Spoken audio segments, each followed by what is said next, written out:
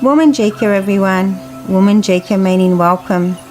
My name is Auntie Julianne and I'm an out of the Wurundjeri Woiwurrung people, and in recognition of doing my welcome to country, I'd like to pay my respects to my elders past, present, future and any elders that were here today, and I would also like to welcome you all here today.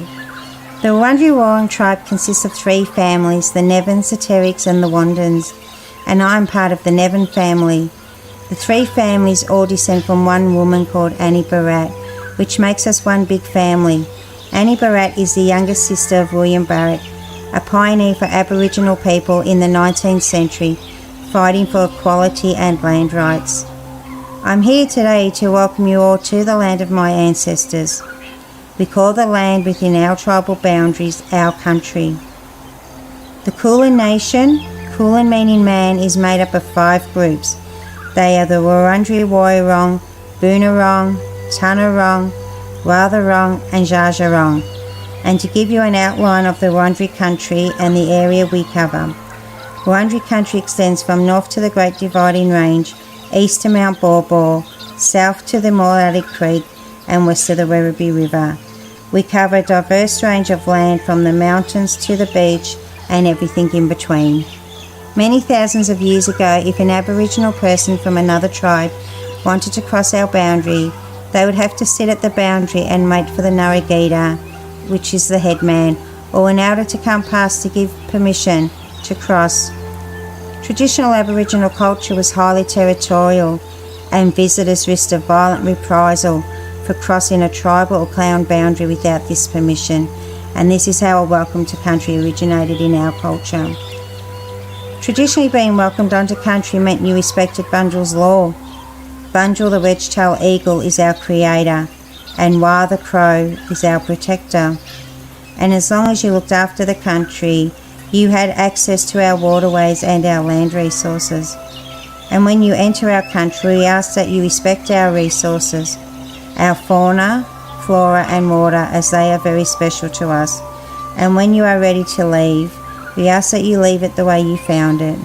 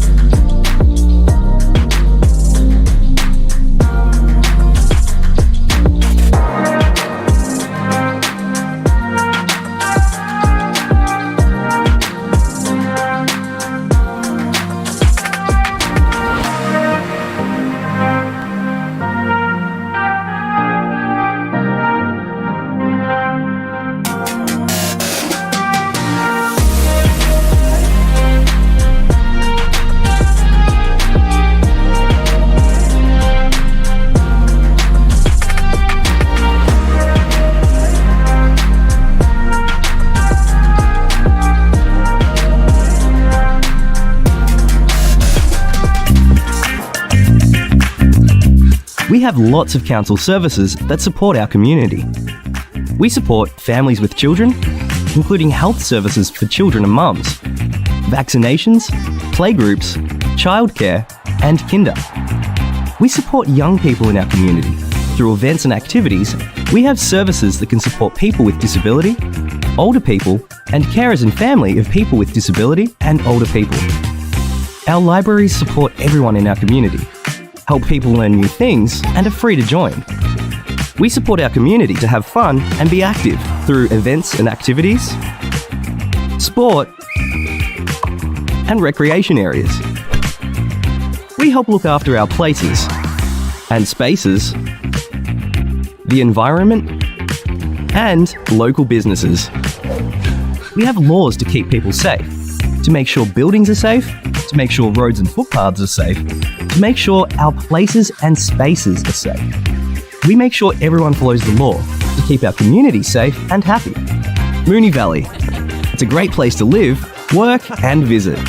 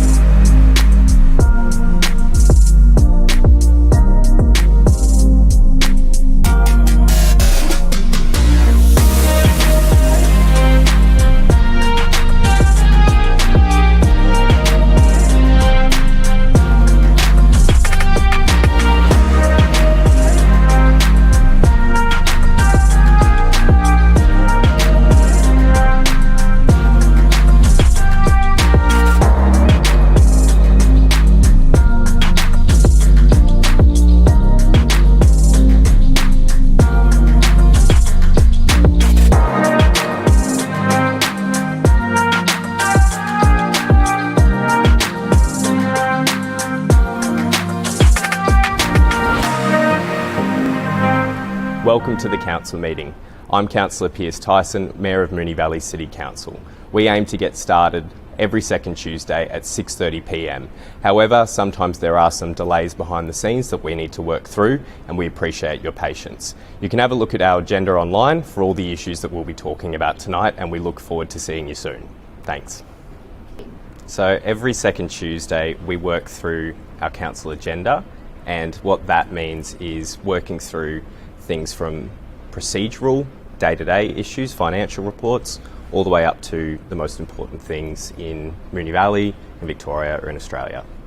And councillors can put up alternatives to that, can put up our staff officers' recommendation, and we can debate that and vote yes or no at the end of the day.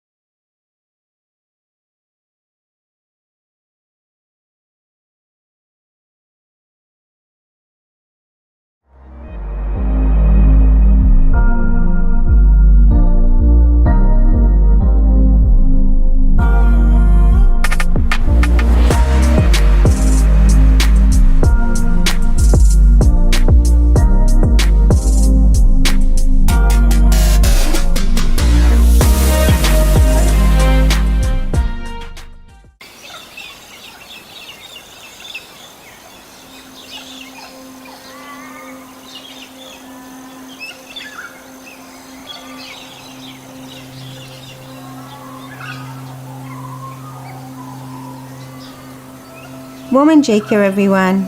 Woman Jika meaning welcome. My name is Auntie Julianne, and I'm an elder of the Wurundjeri Wurrung people, and in recognition of doing my welcome to country, I'd like to pay my respects to my elders past, present, future, and any elders that were here today, and I would also like to welcome you all here today. The Wurundjeri Wurrung tribe consists of 3 families, the Nevins, the Terricks and the Wandans, and I'm part of the Nevin family. The 3 families all descend from one woman called Annie Barratt, which makes us one big family. Annie Barratt is the youngest sister of William Barratt, a pioneer for Aboriginal people in the 19th century, fighting for equality and land rights. I'm here today to welcome you all to the land of my ancestors. We call the land within our tribal boundaries our country. The Kulin Nation, Kulin meaning man, is made up of 5 groups. They are the Wurundjeri Woiwurrung, Boonwurrung, Tanarong, Watharong and Dja And to give you an outline of the Wurundjeri country and the area we cover. Wurundjeri country extends from north to the Great Dividing Range, east to Mount Baw, south to the Moorallie Creek and west to the Werribee River. We cover a diverse range of land from the mountains to the beach and everything in between. Many thousands of years ago, if an Aboriginal person from another tribe wanted to cross our boundary, they would have to sit at the boundary and wait for the Narragator, which is the headman, or an elder to come past to give permission to cross. Traditional Aboriginal culture was highly territorial, and visitors risked a violent reprisal for crossing a tribal or clan boundary without this permission, and this is how a welcome to country originated in our culture. Traditionally, being welcomed onto country meant you respected Bunjil's law. Bunjil, the wedge-tailed eagle, is our creator, and Wah the crow is our protector. And as long as you looked after the country, you had access to our waterways and our land resources. And when you enter our country, we ask that you respect our resources, our fauna, flora and water, as they are very special to us. And when you are ready to leave, we ask that you leave it the way you found it.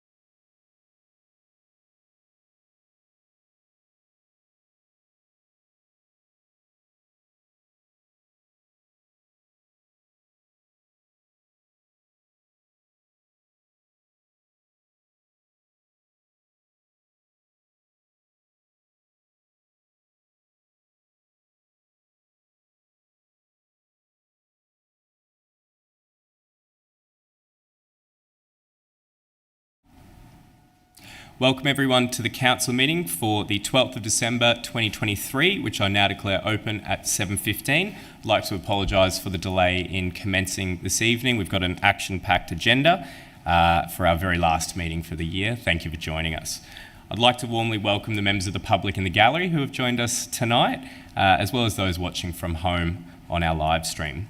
As well as the live stream, the recording of this meeting will also be available on our website, so members of the gallery and the public are advised that your presence may be recorded. I also ask that mobile phones be switched to silent during the meeting, and a reminder as well to the members of the public in the gallery that under Governance Rule 75.1, personal video and audio recording in the chamber of the meeting is not allowed. As well, a new governance rule that will be very strictly enforced this evening is that all councillors will bring merry and joy and Christmas spirit into the chamber, so I welcome that as well. On behalf of Moonee Valley City Council, I respectfully acknowledge the traditional custodians of the land on which we meet, the Wurundjeri Woi-wurrung people of the Kulin Nation, and pay my respects to their spirits, ancestors, community members and elders, past, present and emerging, and extend that respect to other Aboriginal and Torres Strait Islander people. Item 2 on the agenda is apologies and leave of absence. I've received one apology this evening from Councillor Adams due to illness. She won't be joining us this evening. I have not received any other apologies or leave of absence. Item 3 on the agenda is the confirmation of minutes. Councillors, can I please have a mover and seconder that the minutes from the council meeting held on Tuesday the 28th of November 2023 be confirmed? It's moved Councillor Sypek, seconded Councillor Byrne.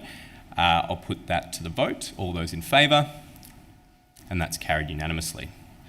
Item 4 on the agenda is declarations of conflict of interest. Does any councillor have a conflict of interest on any item on the agenda this evening? Councillor Bedio? Thanks, Mayor.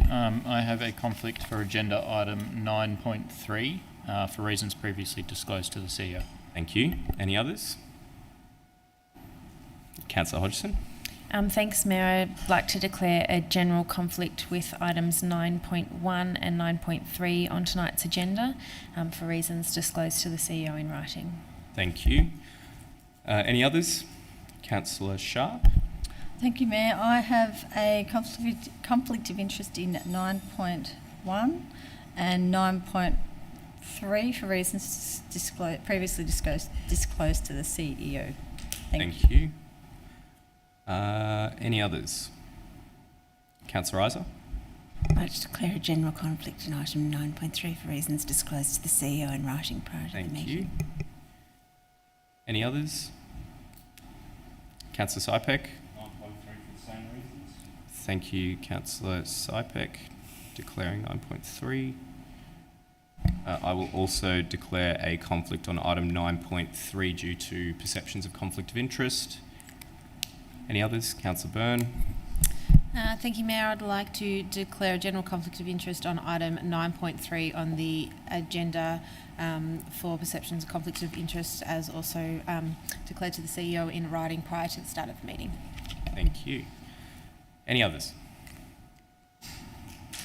Item 5 on the agenda is presentations. Councillors, do we have any presentations this evening?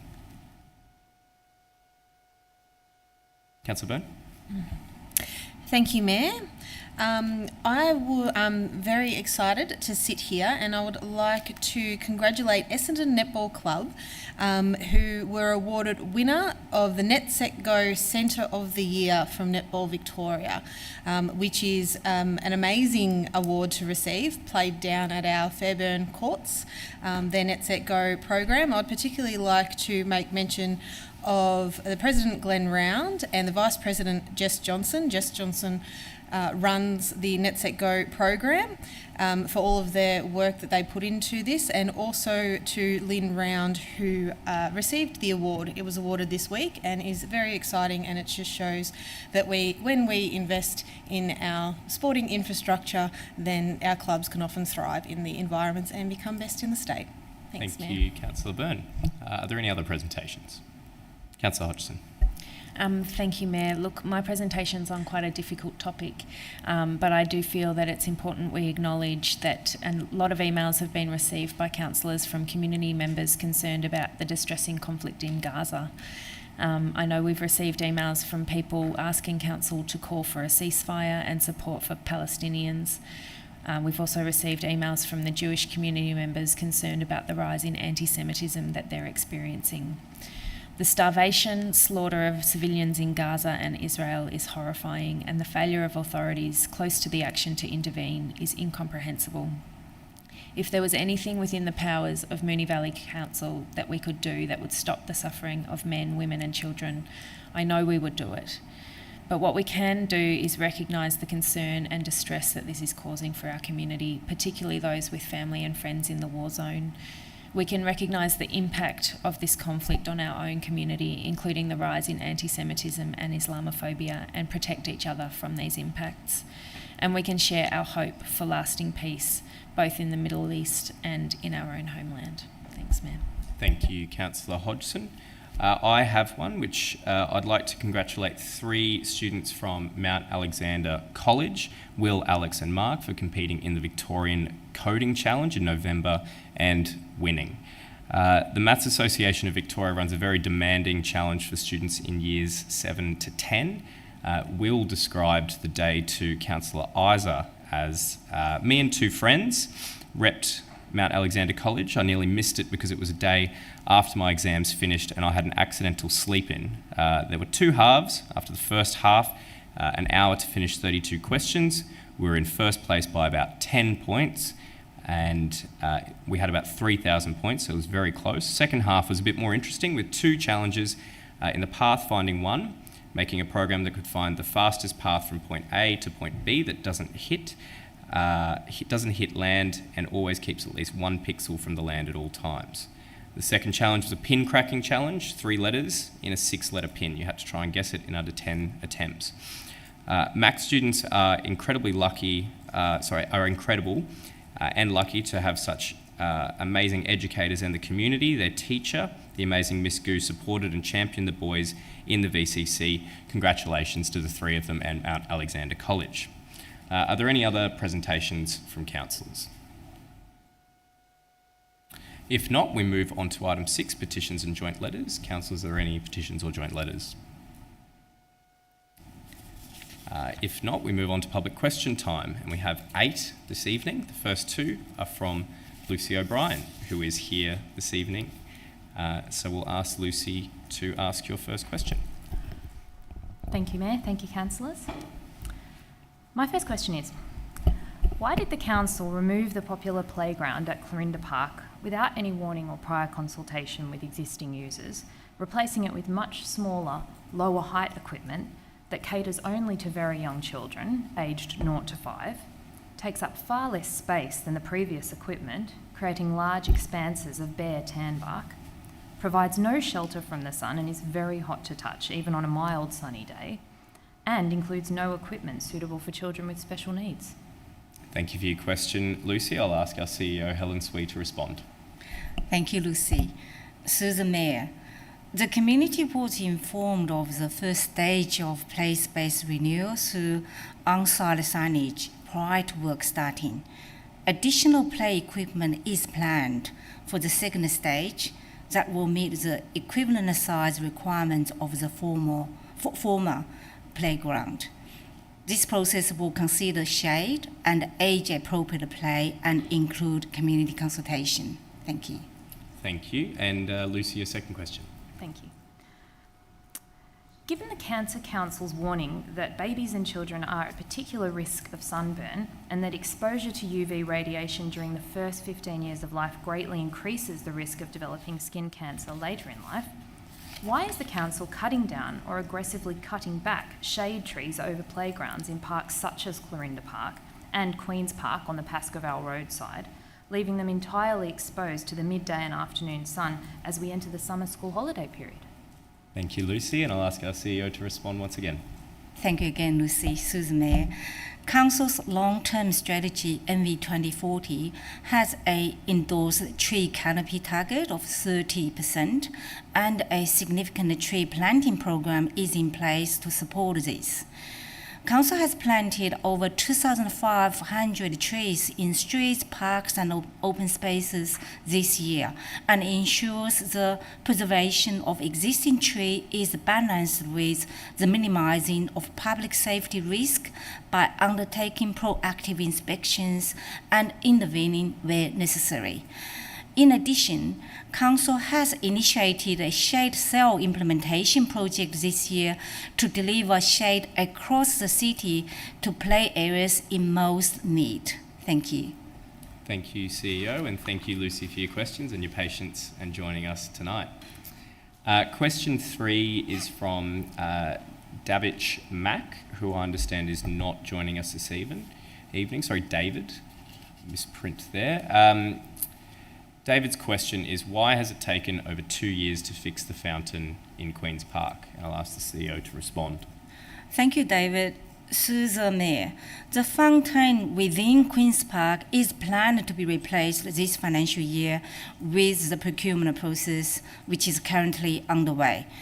Council appreciates that the fountain serves an important environmental function for the health of the water and the body, and we thank you for your ongoing patience. Thank you. Thank you. And the second question from David is, why has the fountain outside the clock tower not been reinstated, as the dire predictions relating to lack of rainwater have proven to be false? And I'll ask the CEO to respond. Thank you, David. Through the Mayor, the fountain outside the clock tower was decommissioned prior to the introduction of water restrictions many years ago. Following the lifting of restrictions, it was determined that the area would be repurposed with decorative plantings and an annual Christmas tree display. Thank you. Thank you, CEO. The next 2 questions are from Russell McIntosh, who is not joining us tonight. Russell's first question is, can we please have an update on the public-private partnership EOI process for Highbull Stadium in Moonee Valley? And I'll ask the Director of Strategy and Planning, Brett Walters, to respond. Through to you, Mayor.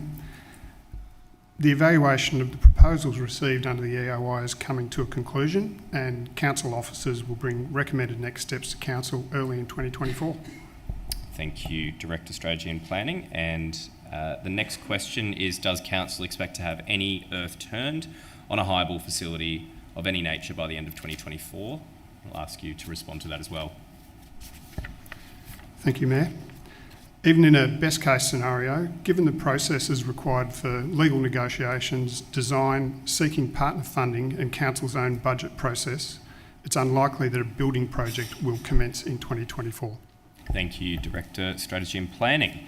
The last 2 questions are from Lisa Robinson, who's not here tonight. Lisa's first question is, why does the Keilor East Leisure Centre pool close early, and who has made this decision? I'll ask the CEO to respond. Through the Mayor, thank you, Lisa, for the query related to the hours operation of the Keilor East Leisure Centre outdoor pool. Council considers visitation levels, costs, and community satisfaction when determining the hours of operation for the Keilor East Leisure Centre outdoor pool. The current 7 p.m. closure time of the outdoor pool was an operational decision made in consultation with our contracted service provider. A change to the hours can be implemented via a contract variation, and the Council is currently consulting on extending the days in summer season through our USA website.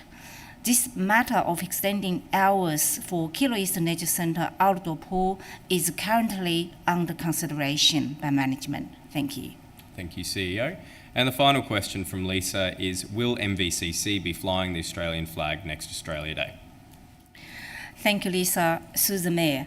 Yes, Council proudly fly the Australian flag every single day of the year, and will be flying the Australian flag on Australia Day in accordance with the protocols set by the Commonwealth Flag Officer and the Department of Prime Minister and the Cabinet.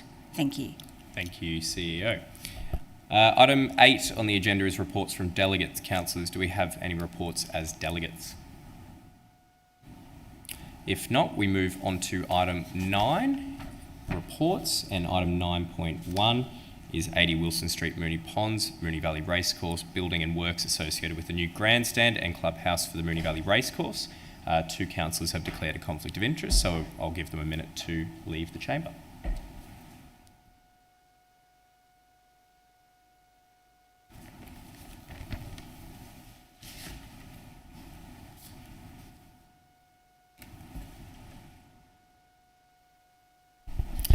Councillors, do I have a motion?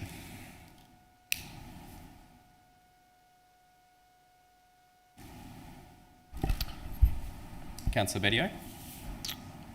Thanks, Mayor. I'd like to move an amendment. Yep. Officer's recommendation with an amendment. Yep. And what is that? If you just bear with me one moment. Sorry, Mayor. Take your time.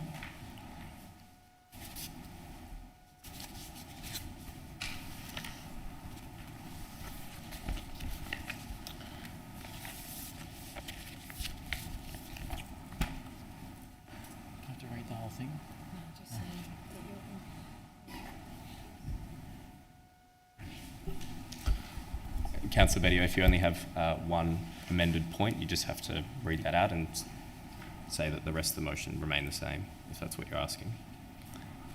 Yeah, I'm just not sure if it's been renumbered.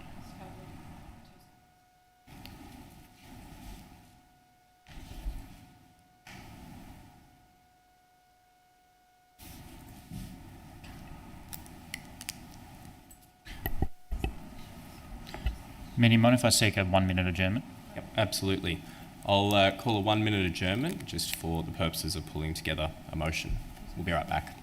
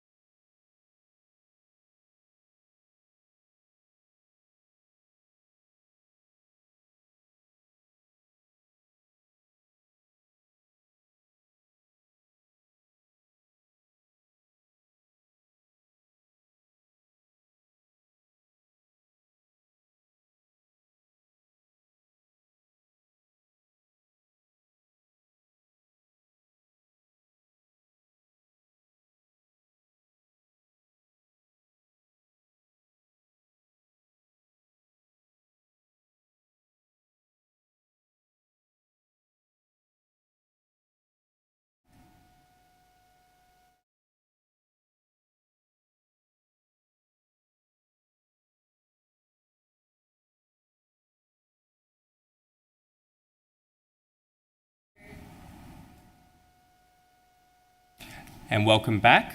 We're on item 9.1, 80 Wilson Street, Moonee Ponds, Moonee Valley Racecourse, building and works associated with a new grandstand and clubhouse for the Moonee Valley Racecourse. And Councillor Bedio, you have the call. Thanks, Mayor. I'd like to move an alternative which reads an additional point A under condition 1, which reads all hotel balconies and rooftop terraces on level 3s to 6 inclusive, screened to prevent overlooking to a height of 1.7 metres along the Wilson Street elevation, and subsequent re-lettering for all other sub-conditions under point 1. And the rest of the motion to remain the same? Correct, yes. Thank you. Is there a seconder? Councillor Isa. Councillor Bedio, would you like to speak to your motion? Thank you, Mayor. On the whole, this is quite an exciting project. This is the redevelopment of the grandstand at Moonee Valley Racecourse. All in all, the development of the proposal is quite aligned with the approved master plan, which was approved back in 2021. The design of the proposal is quite aesthetically pleasing. Overall, it should be a fantastic addition to Moonee Valley. However, I do have some concerns in relation to the overlooking, in particular into properties on Wilson Street via the hotel. If we look back to the master plan in 2021, quite frequently mentioned throughout the master plan, it states that final design responses should be subject to acoustic attenuation and overlooking analysis, details to be resolved at the planning permit stage. I'm not satisfied that there has been a adequate overlooking analysis completed, and therefore proposing an additional condition to apply screening to the balconies on the hotel from floors 3 to 6 inclusive to prevent overlooking into properties on Wilson Street. Other than that, I think it's an excellent design response. It's something that I think is quite exciting for the community, will boost employment in the area, and happy to support. Thanks, Thank Mayor. you, Councillor Bedio. Councillor Isa, would you like to speak to the motion? Thanks, Councillor Bedio. The only thing I'll add is that obviously the master plan established what's permitted on the site, and so I'm confident that what's being put forward is in compliance with the master plan, noting that I didn't support the master plan at the time that it was brought to council because I had some concerns with it. Nevertheless, this application is generally in compliance, save for the issue that Councillor Bedio has mentioned, and that has been an issue that's been raised by residents at a number of the forums to discuss this. So thanks, Councillor Bedio. Thank you, Councillor Isa. Would any other councillor like to speak on the motion? If not, I'll put that to the vote. All those in favour? That's carried unanimously. Before we move on to item 9.2, we'll ask Councillors Hodgson and Sharp to rejoin us.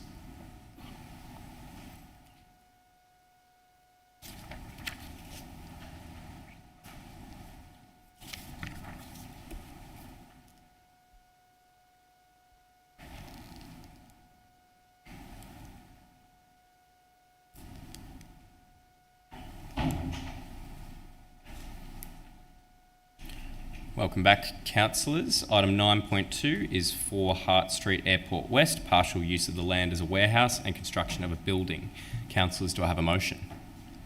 Councillor Sypek. Thank you, Mr Mayor. I'd like to move the officer's recommendation with a slight wording change to paragraph 1 and paragraph 1A. If you mind, if I can read it out. Yes, thank you. Before the use and development starts, amended plans must be submitted in an electronic format and drawn to scale with all relevant dimensions. The amended plans must be generally in accordance with the plans prepared by Milenko Podnar, Architects Proprietary Limited, being TP 1.0 to TP 7.0, and submitted to Council 25th of October 2023, but modified to the satisfaction of the responsible authorities as shown. A. The car park arrangements at the site to be in accordance with the arrangements labelled Option 1, 6 car spaces on TP 8.0 of the plans prepared by Milenko Podnar, Architects Proprietary Limited, and submitted to Council on the 25th of October 2023, and the rest is as read. Thank you, Councillor Sypek. Is there a seconder? Councillor Byrne. Councillor Sypek, would you like to speak to the motion? Yes, thank you, Mr Mayor. Look, this is a corner site on the corner of Matthews Avenue and Hart Street, and it's adjacent to a house. And there was fears of overshadowing, and the Equinox plans did show a bit of shadowing. But we had a consultation meeting, and we came to an amicable arrangement, which is, I think, beneficial to the resident and to the actual building itself. So at 4 Hart Street, and without prejudice discussion plans, there is a greater setback to the ground floor lighting display area of the building, and it's been set back from 6.5 back to 10.7 from the street. Now that's quite a distance away. The second point is the internal arrangements is to increase the size of the display area and reduce the size of the warehouse to 82 metres and 210 metre squares respectively. There is also a reduction to the first floor storage area from 92.4 metres to 40 metres, that's right. And there's also the introduction of a 1.2 metre first floor setback at the western elevation, in turn reducing the maximum height of the western wall and the boundary from 7.9 to 3.54. Now let me explain this. Basically, there was going to be a sheer wall of 7.9 metres, but now we've only got a 3.5 metre wall, and then it goes a setback of 1.2 metres back into the building, and then goes up to the 7.9. So it's going to have a nice ambient sort of look about it, but it also will allow extra light into the backyard, which is fantastic. And then there's changes to the materiality of the western elevation. Change to the location, the provisions of the car parking at the site, with 4 options provided for the car parking arrangements referred to section 3.6 of this report for greater details. There's also the relocation of the bin storage areas to the rear of the site, and subsequent corresponding changes to the landscape and the WSUD plans. The above was also included at section 2.6 of the council report. There were no changes to the boundary fence between the advertised plans and without prejudice discussions plans. It was also shown that as a 2 metre high colour-bond fence on both sets of plans. So there will be a new colour-bond fence also included that will be provided for by the developer. Thank you, Councillor Sypek. Councillor Byrne. Thank you, Mayor and Councillor Sypek. This was one of those, it sort of feels a bit weird saying fun applications, but one of the fun meetings that we had, because we walked into this consultation meeting and there seemed like a real will and want from both parties to get to some sort of a resolution.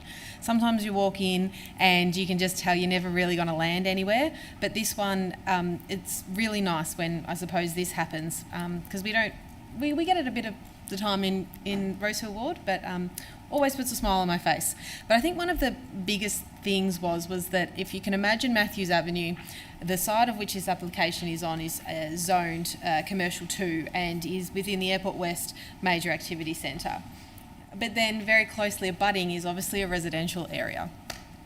And so there's going to be conflict, and I suppose the people who are in the residential area are saying, can we just make it residential? And it's like, well, actually we do need commercial areas within our municipality, and this is what all the plans say. And then once that was explained, the willingness to try to get somewhere improved even more. So I'd like to thank everyone that came along to the consultation meeting. As I said, it was really good to be able to work through some of the very specific issues and to be able to come up with something that hopefully works, and that the tiered way that's going to happen. I'm hoping that one will end up with something in the commercial zone that is wanted and needed by the municipality and enjoyed and employs people, but also something that the local residents can respectfully enjoy as well, and also not be too much of a hindrance to their amenity. So yes, thank you to everyone involved. Thank you, Councillor Byrne. Would any other councillor like to speak? If not, I'll put that to the vote. All those in favour? And that's carried unanimously. Before we move on to the next item, I'll just draw councillors' attention to an email that we've received from governance roughly about 10 minutes ago, if you haven't seen that. As the next item, a majority of councillors have declared a conflict of interest. We won't be able to maintain quorum for that. In that case, Governance Rule 16.3, which I will read out for councillors' benefit. If a quorum cannot be maintained for an item due to the number of councillors who have a conflict of interest in the matter, all councillors in attendance, including those with a conflict of interest, may move a motion that the item be deferred to later in the meeting so as to rearrange the agenda or a future council meeting, or establish a delegated committee to consider the matter. Councillors, is there a motion to that effect? Councillor Hodgson. Thanks, Mayor. I'd like to move that Council resolves to defer this planning application to a future Council meeting as per Governance Rule 16.3, as there is a lack of quorum due to a majority of councillors who have a conflict of interest in the matter. Thank you, Councillor Hodgson. Is there a seconder? Councillor Isa. Councillor Hodgson, would you like to speak to the motion? Thank you, Mayor. Just really briefly, obviously, section 16.3 of the governance rules has been read already. It's the first time this has happened in this term, and I think that the motion, as I've read out, describes the situation that we find ourselves in. Thanks. Thank you. Councillor Isa, would you like to speak? No? Would any other councillor like to speak? Councillor Sypek. Is your microphone on, Councillor Sypek? I'd like to foreshadow an alternative, and I just don't understand the reason why we're deferring this, because if it comes back to a future council meeting, we're going to be still in the same boat where we're still not going to have a quorum, and eventually it'll have to be delegated to a committee. So I don't see the reason why for the deferral. Why don't we just go straight to the delegated committee and let's just move on with this. Thank you, Councillor Sypek. Would any other councillor like to speak? Councillor Byrne. Thanks, Mayor. I think my reasoning is somewhat similar to Councillor Sypek's. This is effectively kicking the bucket down the road. We need to know what we're doing with this. By deferring it, it means the same report will come back. My understanding is that whilst councillors would have to decide whether or not they have a conflict, my understanding is that we would be in the same position we are just in a couple of months later. We are here all night if we need to be. So if there's, I know Councillor Sypek has proposed a foreshadowed motion, but even if it was to leave it to the last item on the agenda so we had more time to be able to work through what we needed to do, then I think that would be a better option than waiting or deferring something that would then come back with the same result of conflicts. Thank you, Councillor Byrne. Would any other councillor like to speak? Councillor Sharp. Mayor, could I please just ask for a 5-minute adjournment to discuss the email what we received, because I think we need to make sure that we do this in the right way, and obviously if we can decide tonight that would be the better outcome, but if we can just have an adjournment to Certainly. discuss that email. Thank you. I will call an 8-minute adjournment returning at 7:55 for the purposes of discussing governance advice received. So we'll be back soon. Thanks.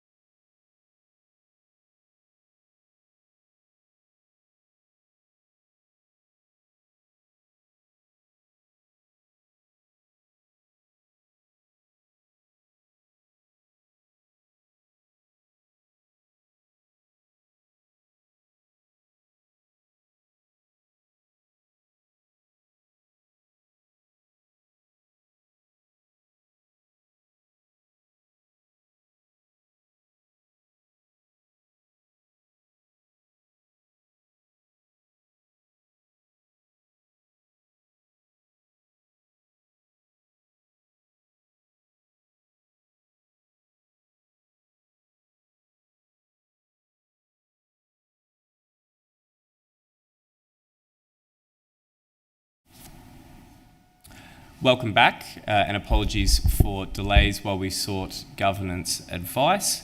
Just a reminder that we've just had a motion moved by Councillor Hodgson, seconded by Councillor Isa, and councillors had spoken. Mayor, if I may, could I please withdraw the motion? Yep, thank you, Councillor Hodgson. I'll seek permission from Councillor Isa as a seconder. Fine, yeah, it's fine. Like to withdraw, thank you.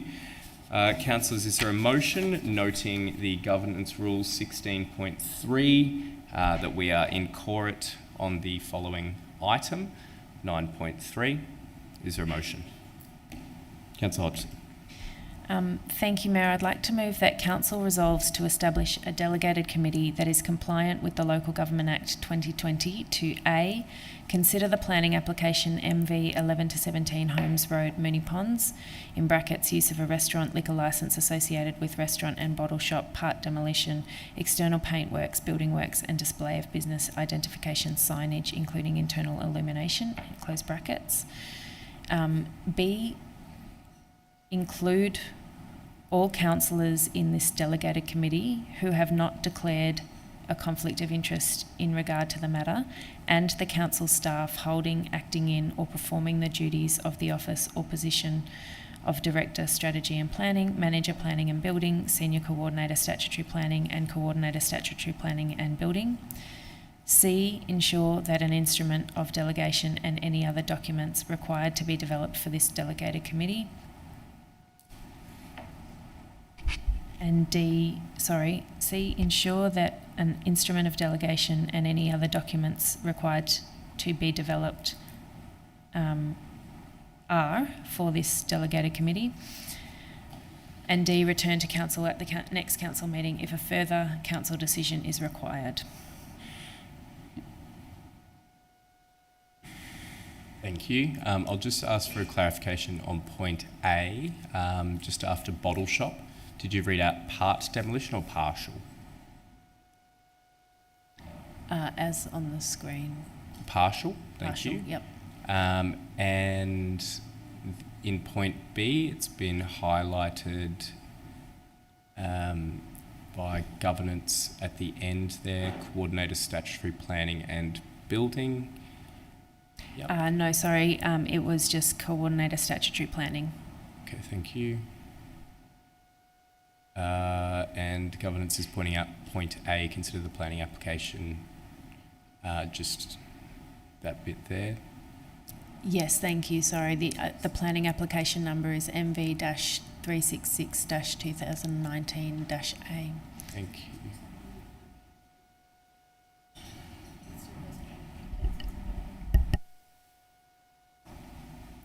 And governance in point C, required to be developed are ARE, are for this delegated committee, was read out.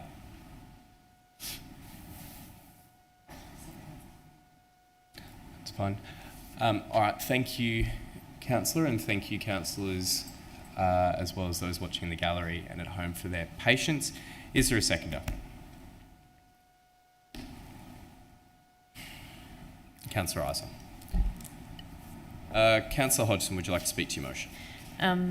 Thank you, Mayor. Look, this one is a little more complicated than the last motion put up on this matter, but as I mentioned, this is a pretty unique, at least in my experience as a councillor, situation.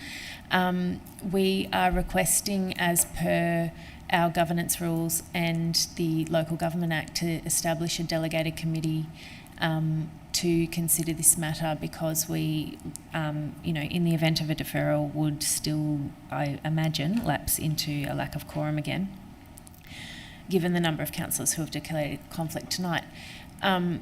This motion seeks to establish a delegated committee that's compliant with the Local Government Act. Often a delegated committee requires a certain number of councillors to be members. In this situation, that might not be possible, but there are provisions in the Act that allow for a scenario like this. So we just want to be sure that we're establishing a delegated committee that's compliant with the Act, and that it is compliant to, consider this decision, which obviously as a statutory planning decision needs a council decision, whether that's under delegation or by council. So thank you for everyone's patience, and I hope that we can get support for this one. Thank you, Councillor Hodgson. Councillor Isa? Look, I just wanted to add that I appreciate that this is quite complex, but it's come about because I guess every councillor in the room at the moment really wants to do the right thing in this decision making. We obviously, a number of us have declared a conflict of interest, and we've done that because we feel that, I can only speak for myself, that I feel that it's very difficult to make a decision on an application where I'm very familiar with the applicant, and so the general conflict provision arises where there are private interests that might then clash with the decision making, and I certainly want to make sure that there's integrity in our decision making. And the complications that we've had in trying to put forward this motion tonight are again because I think around the room there's a shared concern that we want to make sure there's integrity behind our decision making, and that we're all doing exactly the right thing by the residents, by the applicant, by the Local Government Act.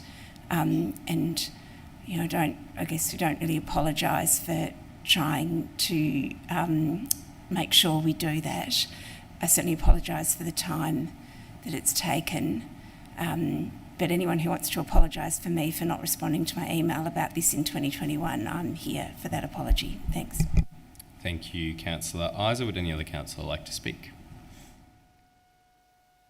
Councillor Byrne. I like this motion a lot more than I liked the motion that was before us previously. I'm just very mindful of point B, which is include all councillors in this delegated committee who have not declared a conflict of interest in regards to the matter.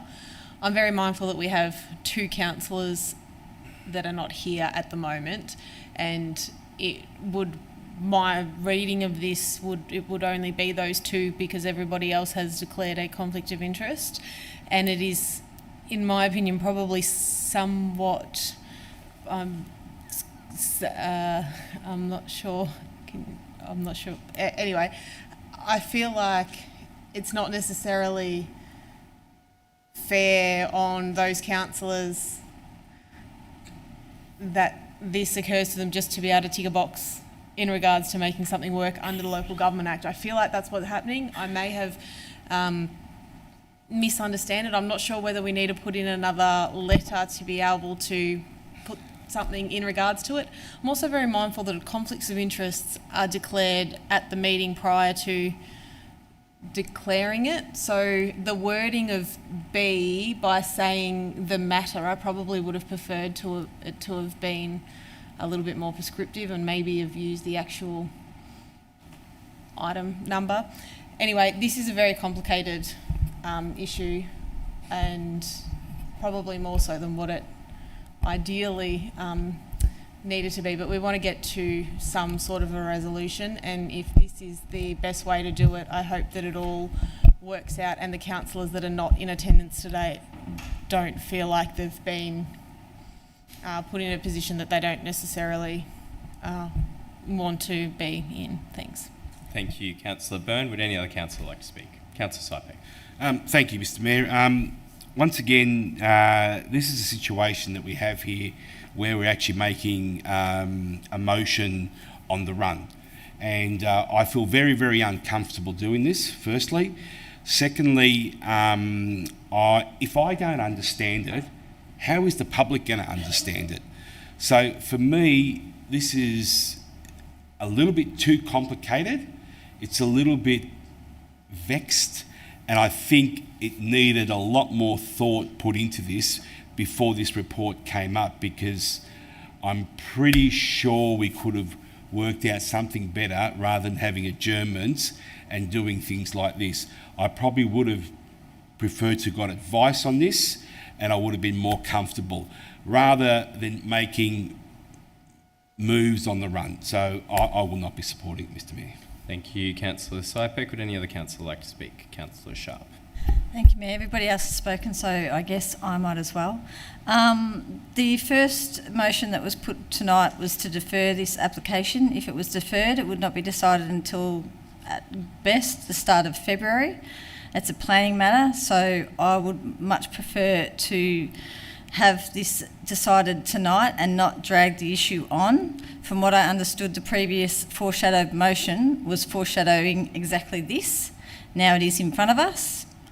I'm not sure what the issues are personally, but the options that we have are to defer it or to do what we're doing now. And I think that in the interests of council and the applicant, there's no point in deferring something if we can make some sort of a decision. So this motion is making that decision and delegating it. Thank you, Councillor Sharp. I'll just confer with governance and the manager of planning and building, if he can come around to governance.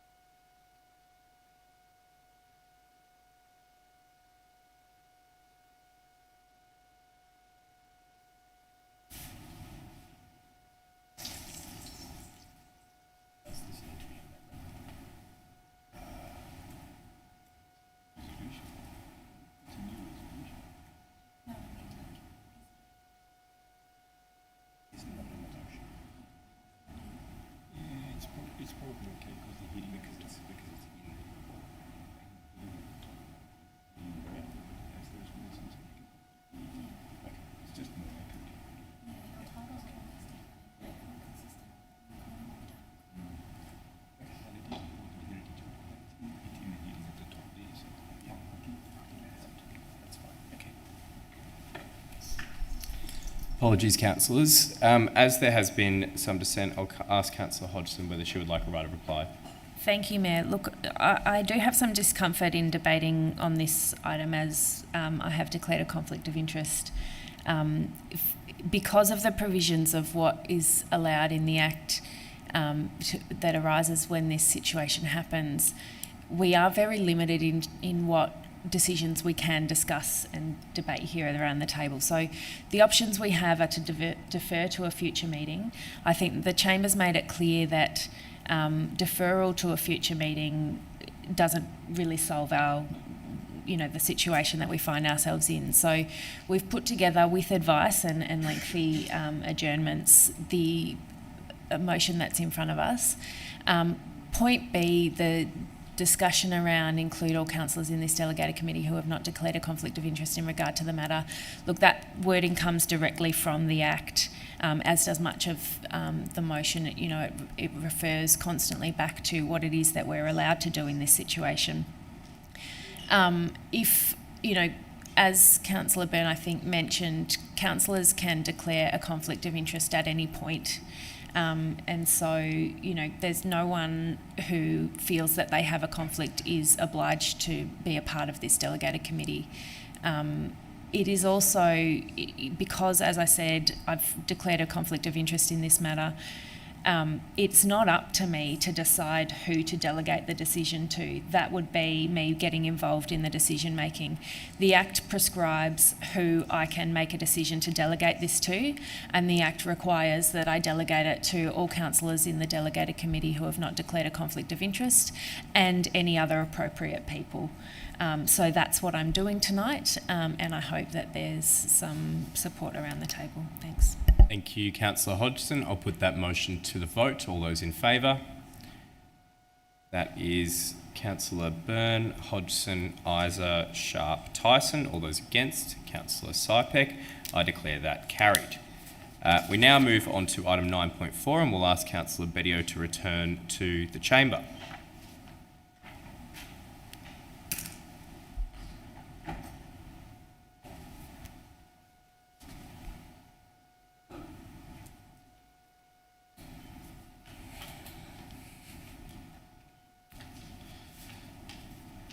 Welcome back, Councillor Bedio. Item 9.4 is discharge of responsibilities determining referral authority planning permit MV213/2012A, 23 Kingston Avenue, Ascot Vale. Councillors, do I have a motion? Councillor Hodgson. Thanks, Mayor. I'll move the officer's recommendation. Thank you. And a seconder? Councillor Bedio. Councillor Hodgson. This application, Mayor, is another discharge of responsibility as the determining referral authority for the public acquisition overlay down along the Maribyrnong River. This one is slightly different, and the report details some of the reasons why officers are recommending that council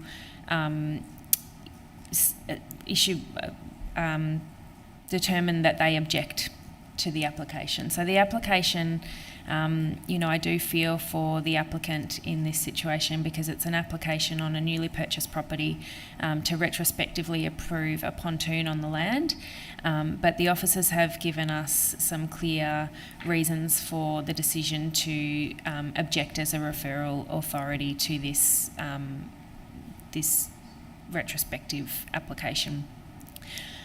Partly that is just because it's in conflict with the way that we would use the site if we were to activate the public acquisition overlay. And it does include some reasoning to say because this is one of two properties that sit between two current reserves and public parks, it is, according to the report, somewhat more likely and under consideration at the moment to activate a connection between those across the public acquisition overlay that lies on this and the neighbouring property. So for that reason, the decision tonight, or the recommendation tonight, is to object to the issuing of the planning permit in this instance. Thanks. Thank you, Councillor Hodgson. Councillor Bedio? Nothing further to add, Mayor. Thank you. Would any other councillor like to speak to the motion? If not, I'll put that to the vote. All those in favour? That is Councillor Bedio, Councillor Hodgson, Councillor Isa, Councillor Sharp, Sypek and Tyson. All those against? Councillor Byrne. I declare that carried. We now move on to item 9.5, response to notice of motion number 2022/09, use of e-scooters in MVCC. Councillors, do I have a motion? Councillor Bedio. Thanks, Mayor. I'd like to move the officer's recommendation. Thank you. And a seconder? Councillor Hodgson. Councillor Bedio. Thanks, Mayor. This report is to note the positive outcomes of the e-scooter schemes across the cities of Yarra, Melbourne and Port Phillip, but also to authorise the Chief Executive Officer to progress with the collaborative procurement opportunities with other M9 member councils. The e-scooters is something I've been really excited for and have advocated for a number of times in this chamber. I believe they're a really effective and useful tool of transport, interconnect between multiple modes of transport, and it's something that I think we're missing here at MVCC. I think this is a really pragmatic approach by the officers. As we know, there's only a certain number of cities within Melbourne that currently are part of this e-scooter trial, and overwhelmingly it is a success. But I think as opposed to going at it alone, there is merit in approaching this collaboratively with our M9 councils. I think if we can achieve this and if we can look to get a M9-wide scooter trial in motion, that would open up accessibility. It would stop banking of scooters at boundaries. It would ensure that there's consistency of the types of scooters being used and would open up a more freer form of transport. So it's something I'm really excited about and happy to support and thank the officers for doing for all the work on this motion. Thank you, Councillor Bedio. Councillor Hodgson. Thanks, Mayor. And look, I agree with everything that Councillor Bedio has said there. I would just add that, one of the things that comes through or that people raise when it comes to e-scooters is safety. And one of the key things, I have a similar concern for people who are using other forms of sustainable and active transport, and it relates to, the availability of safe bike paths and shared parts of the road. So I really look forward to seeing something expanded in terms of, regulating safe e-scooter use specifically, and just note that, we know that council has a lot of work still to do in making sure that our roads and shared paths are all safe for people using these sorts of sustainable and active forms of transport. Thank you, Councillor Hodgson. Would any other councillor like to speak? Councillor Sypek. Thank you, Mr Mayor, and thank you, Councillor Bedio, for bringing up the e-scooters. But I just want to sort of look. I understand the sentiment behind it all, and yes, it is a great mode of transport. But I'm just sort of playing devil's advocate here a little bit, because all this is an upgraded version of the old shopping trolleys. People use shopping trolleys to take their shopping home, and they just leave it on the side of the road. And it was only under the intervention of putting the gold coin in that all of a sudden shopping trolleys disappeared off our streets.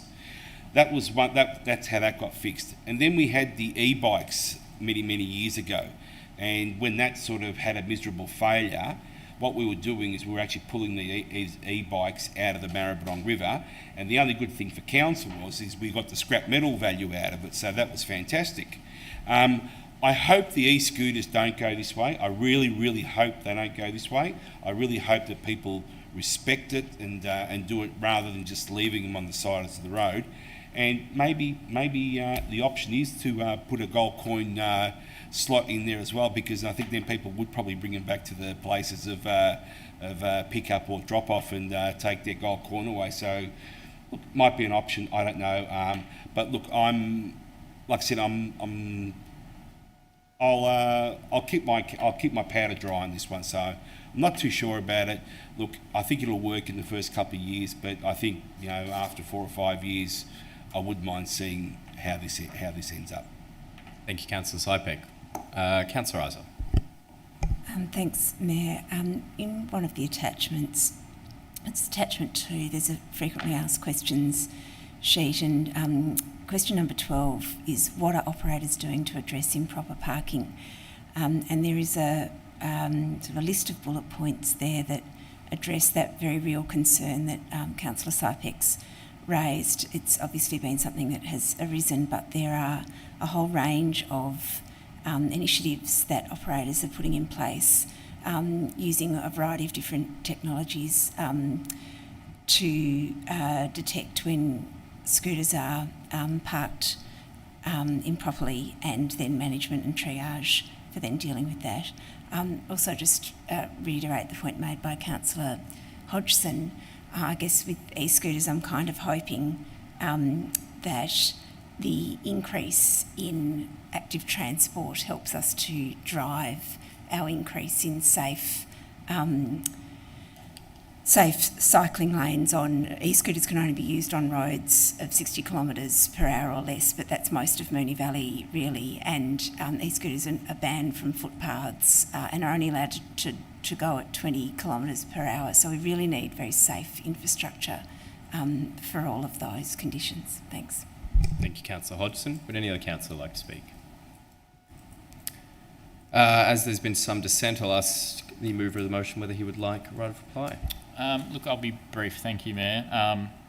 Thank you, Councillor Sypek, for some of the concerns you raised, and it's concerns that residents have also raised to me as well in relation to the improper parking and piling up of scooters, and the issues that we saw with the O-bike, where we saw them in the trees and we saw them in rivers.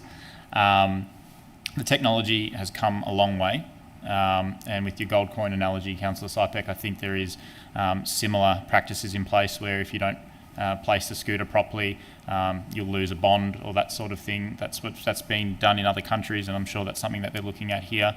There's also been advancements in terms of geofencing, so the scooters can only go in certain areas. the scooters have to park in certain areas as well. I know that's what they do in Brisbane. So there has been a lot of advancements in the technology since that O-bike, and I think that there's ways that we can manage the risks associated to produce a good outcome. So, yeah, thanks, Mayor. Thank you, Councillor Bedio. I'll put that to the vote. All those in favour? That's carried unanimously. Item 9.6 is response to notice of motion number 2023/24, protection of significant and canopy trees. Councillors, do I have a motion? Councillor Hodgson. I'd like to move the officer's recommendation. Thank you. Thank you. And a seconder? Councillor Byrne. Councillor Hodgson.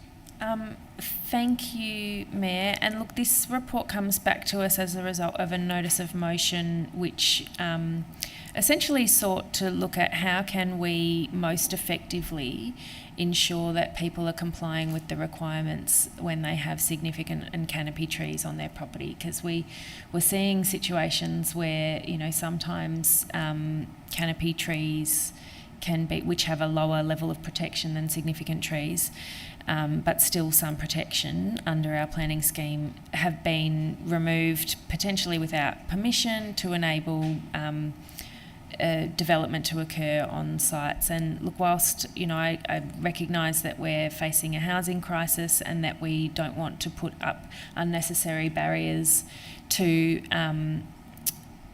appropriate development in our neighbourhoods, we are also facing a climate emergency, and it is a really serious thing for us to need to protect the trees that we have, which are contributing to our canopy and contributing to things like, you know, mitigating the urban heat effect and creating shade and all the other positive things that trees do for our municipality. So the officers have put forward some ideas that they're going to implement. This report notes some of those, and a lot of them are just around educating people about their responsibilities to the trees that are on their property, and also benchmarking whether the deterrents to cutting down trees without permission are appropriate and working. So they're the short-term things. Longer term, we can look at some planning scheme changes, and officers are, I think, going to take that back and have a look at what would be appropriate in that space. Thanks. Thank you, Councillor Hodgson. Councillor Byrne. Thank you, Mayor. Thank you, Councillor Hodgson, for moving this. I think you touched on something that we've had some very interesting discussions about. Climate emergency, housing crisis. In this report, it does touch on what happens when we have a street tree. Do we save the street tree that's blocking that extra driveway to allow an increase of housing diversity, or increase of housing just in general within our municipality? What happens? Do we keep the street tree, or do we keep the street tree and not build the extra dwelling, or do we chop down the tree and build it? So I think that it is a really interesting balance. I'm not sure whether we've got the balance quite right at the moment, but we do have a tree management plan 2018 to 2022. Just for everyone's reference who is playing along at home, as a general rule, healthy mature trees are not allowed to be removed for vehicle crossings. I think this is something that we will be toying with and looking at in a lot more depth in years to come, because it's a really tough one. It's probably something that I'd love to see some of our really prominent community groups give really good feedback on, because I think it's really tough, and I think that we're not the only municipality who's necessarily going to be looking closely at this juggle. Thanks. Thank you, Councillor Byrne. Would any other councillor like to speak on this item? Councillor Sypek. Thank you, Mr. Mayor. And I want to take you back to the early 60s, where the old Keilor Council had this policy called Bring the Country to the City. And up the western end of this municipality, they planted these wonderful gum trees and melaleucas, and it was fantastic. And while they were growing, they were beautiful canopy size and very nice. But now, these are mammoth trees up at our end. And what worries me is this policy is not one glove fits all.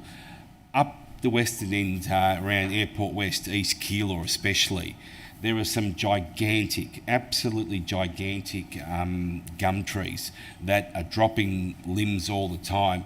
We've had so many complaints, we've had so many claims from people parking their cars and a branch has come down and absolutely destroyed the car. It's called an act of God. Well, I don't know, but when a branch falls off, how's that an act of God? It's an act of nature, I think. So I have concerns about having a policy for significant trees, especially in people's backyards, because people were planting these trees in their backyards as well. And if one of these limbs comes down, or if the actual tree comes down, it's going to destroy a couple of houses. It could kill someone. Like, they are big trees. These trees should not have been in suburbia. These trees should have been in the country. I had a melaleuca at the front of my place, and the melaleuca trees, the old tea trees, and they're a nice, thick, dense canopy tree. It's great for wildlife and everything. But in a strong wind, it's like a massive sail, and the one that was outside of my place ripped itself right out of the roots, took out all the infrastructure, wiped out the whole block of electricity went, all the plumbing, all the watering went, because we had one of the mains around there, and people were out of power for about a couple of days. So I err on the side of caution about this one policy fits all. I think there needs to be a lot more thought into some of the trees up the western end to have a little bit more leeway about, is it dangerous? I like trees. I actually had a notice of motion of planting more trees around sports grounds, but I think it's important that safety is also, acknowledged here, because these aren't small trees. These are gigantic trees. Thank you, Mr. Mayor. Thank you, Councillor Sypek. Would any other councillor like to speak? Councillor Isa. I think a whole lot of common sense just has to be brought to this kind of topic. Obviously, there are really good mechanisms for making sure that trees are healthy, and arborists are constantly called out to check that. So that's, obviously if a tree's unhealthy, it needs to be dealt with. But the point of this motion and the point of the response is to try to help our community to understand the importance of our canopy and significant trees, and the way that if we're going to meet our target of 30% tree canopy by 2040 and 25% by 2030, we have to keep our canopy trees. And in terms of whether there's a clash with housing, again, it's a fairly common sense approach that has to be brought to these sorts of tensions, and not trying to overinflate or catastrophise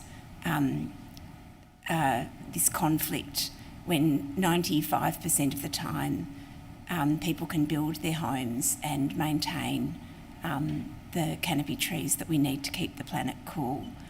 So I'd probably just really congratulate officers on the work that's been done on this motion, and thank them for that. And also, I guess, ask if we can make sure that we don't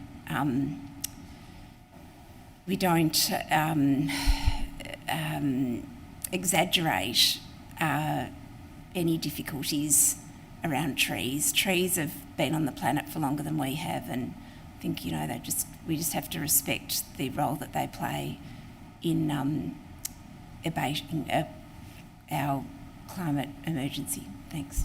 Thank you, Councillor Isa. Would any other councillor like to speak?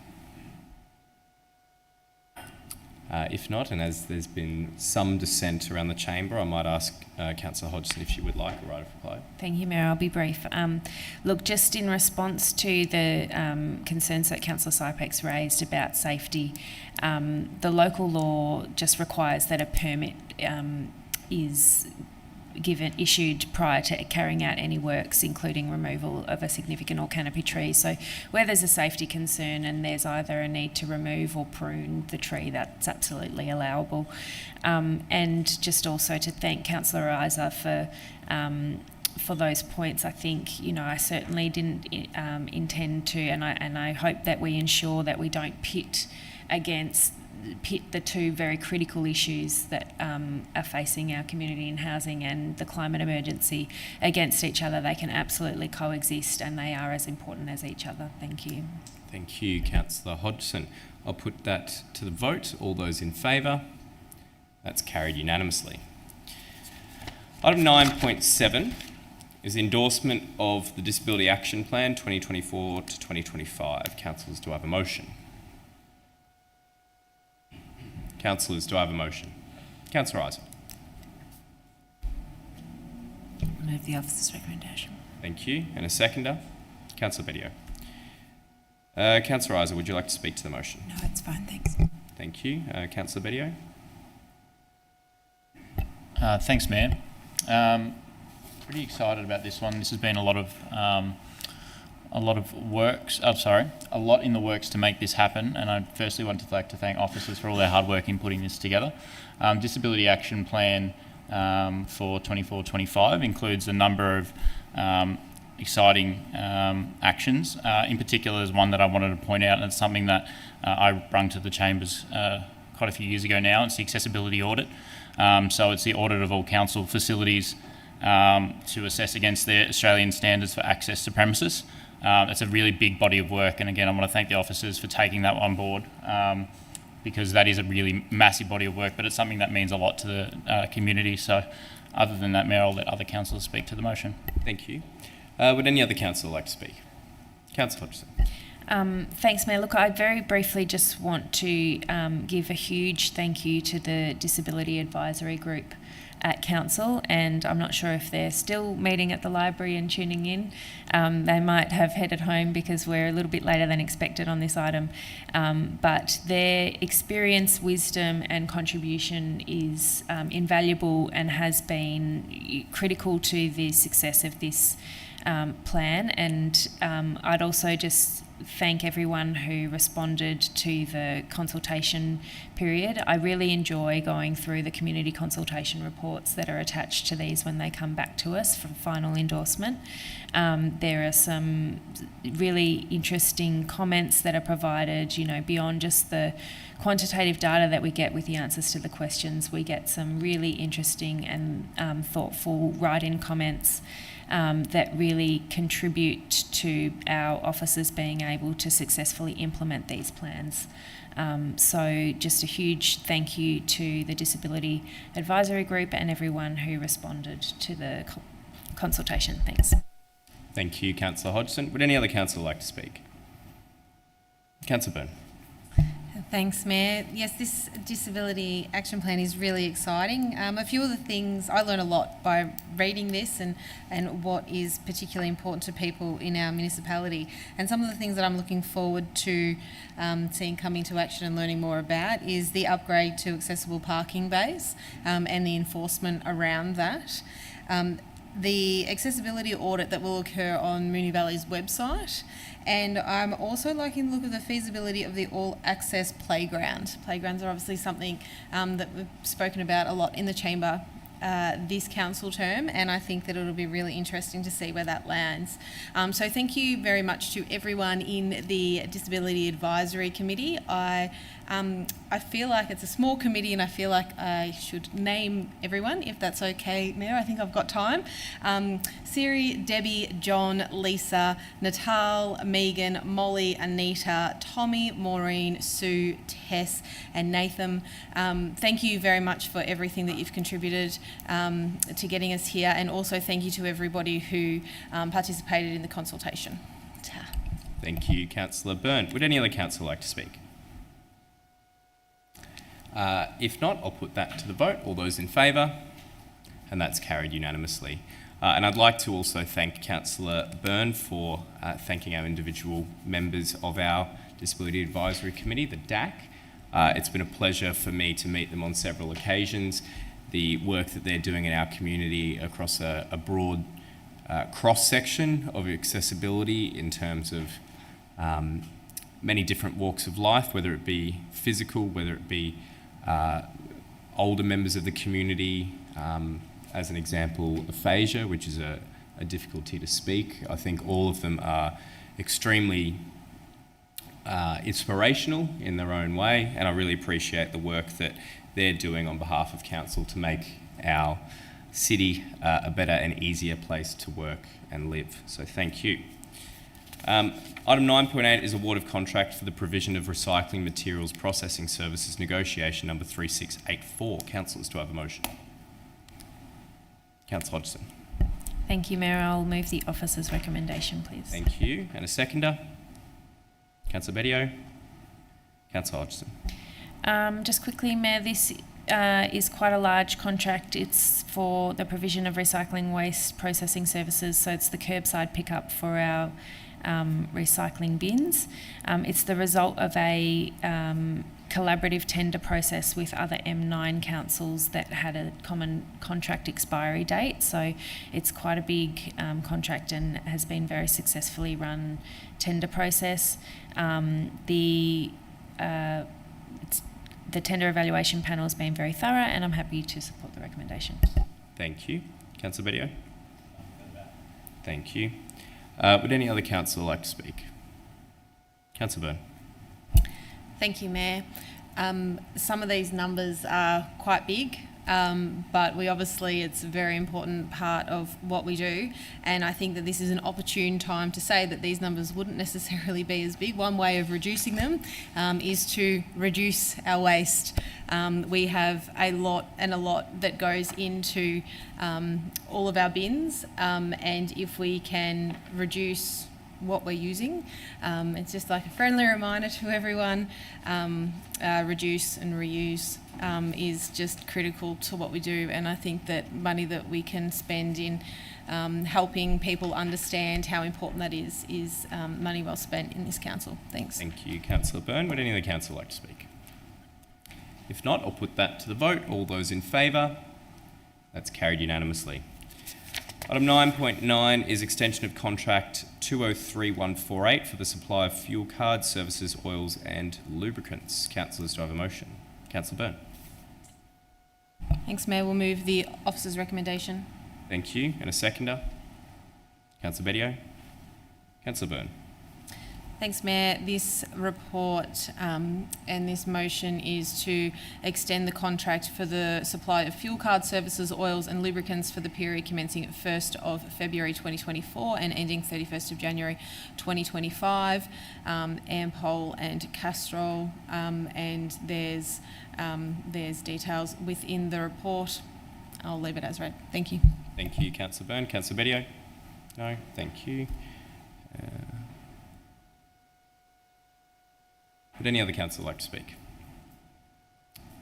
If not, I'll put it to the vote. All those in favour? It's carried unanimously. 9.10 award of contract for sports field lighting program, Boeing Reserve and Ormond Park, negotiation number 100031. Councillors, do I have a motion? Councillor Sharp. Sorry, I was a bit quick then. Thank you, Mayor. Happy to move the officer's recommendation. Thank you, Councillor Sharp. I appreciate your eagerness. Is there a seconder? Councillor Sypek. Councillor Sharp. Thank you, Mayor. We have a great project that this motion, or three projects that this motion is endorsing tonight. So I'm very pleased to see that the sports field lighting at Boeing Reserve and Ormond Park is being awarded. So will start to be constructed imminently, I guess, certainly in time for the winter football seasons, to help our clubs out at Boeing Reserve and Ormond Park. I'll talk about Boeing because that's obviously in Buckley Ward.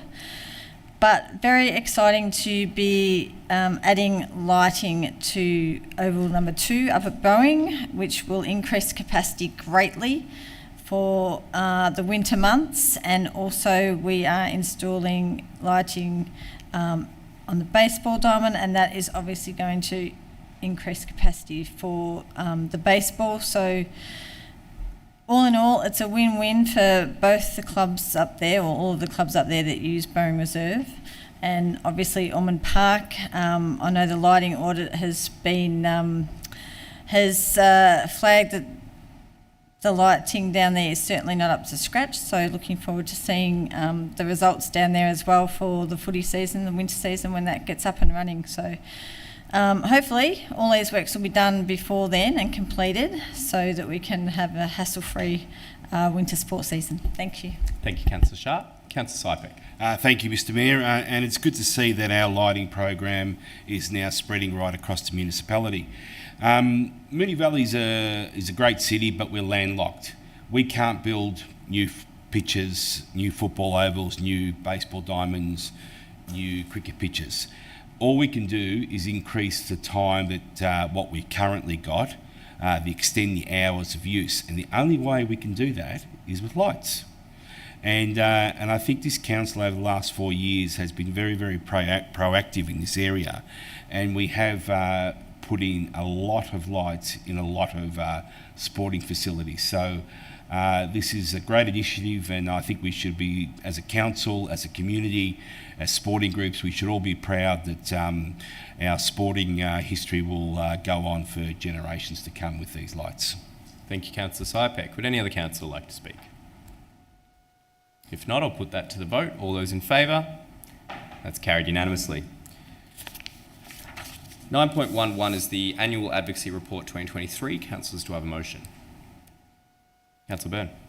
I move the officer's recommendation. Thank you. And a seconder? Councillor Byrne. Councillor Hodgson. Councillor Byrne. Mayor, we have lots of people in the community get us confused, but never you before, I don't think. But anyway, first for everything. I'm moving the advocacy report. Obviously, there's it's excited whenever we get announcements for anything, and let's hope for continued good advocacy and good outcomes. Thank you. Thank you. Councillor Hodgson. Thank you, Mayor. Look, yes, it's been another really successful year, and I thank the officers who are part of our advocacy team for this.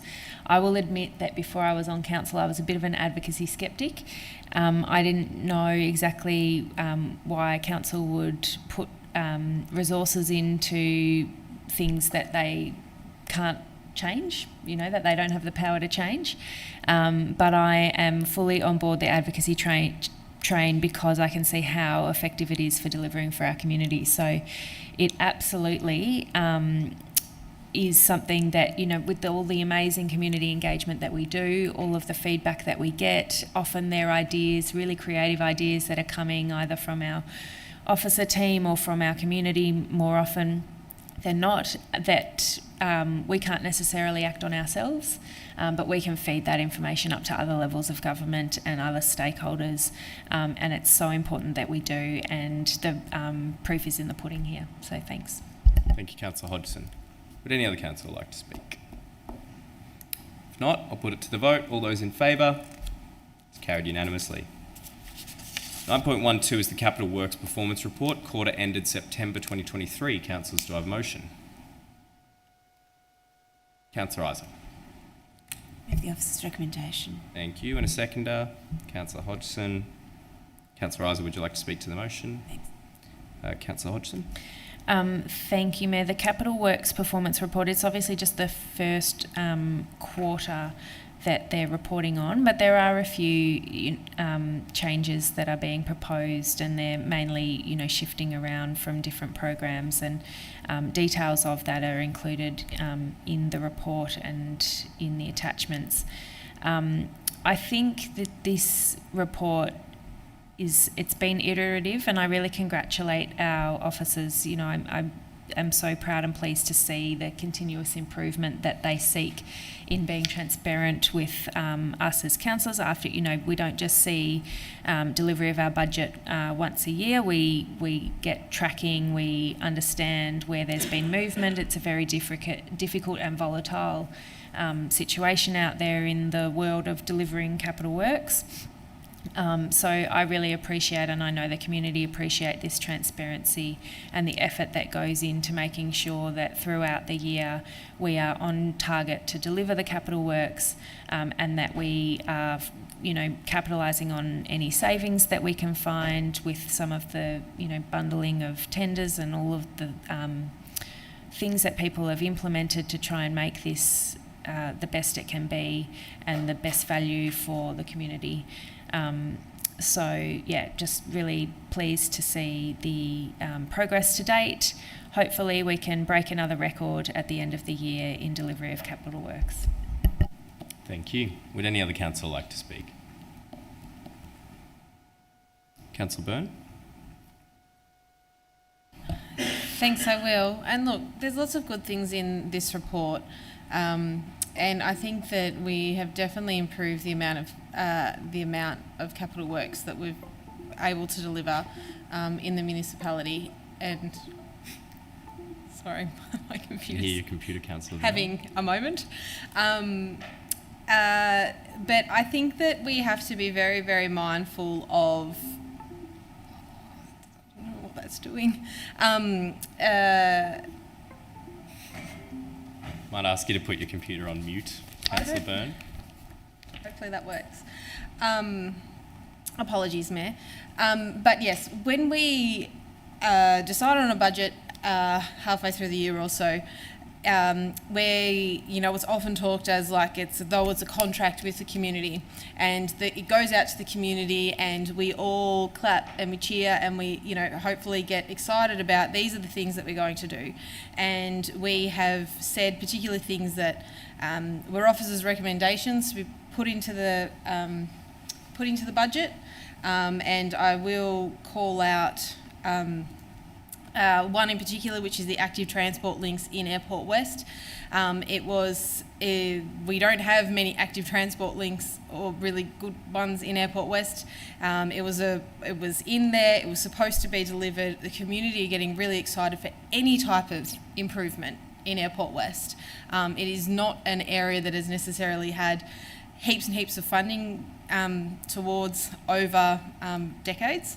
And it's something that we've been trying to improve, and it's by this report we're not delivering, and that gets me upset, and that gets me, we have to come up with reasons like how it went from the stage in June to be, yes, we're going to be able to December to say, no, we're going to pick up all this money from Airport West and we're going to move it into Buckley Park Latham. And there's various other movements, so the detailed design for Moonee Ponds shared creek paths. Now, people in Airport West, they're not.